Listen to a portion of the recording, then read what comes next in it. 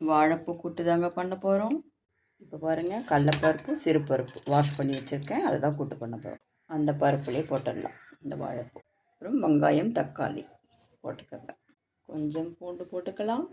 ஒரு 3/4 ஸ்பூன் மிளகாத்தூள், சோம்பு ஒரு 1/2 ஸ்பூன், மஞ்சள்தூள் சின்ன ஸ்பூனில் ஒரு. அப்படி தண்ணி ஊற்றிட்டு ஒரு 3 விசில் வைப்போம். அப்படியே மூடி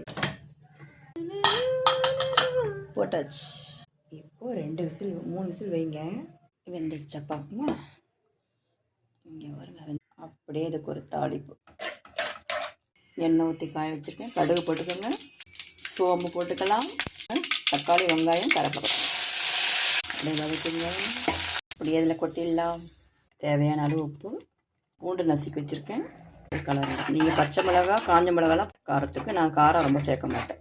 ரெடி ஆகிடுச்சு. வாரம் ஒரு முறை இந்த மாதிரி செஞ்சு சாப்பிடுங்க, நல்லது.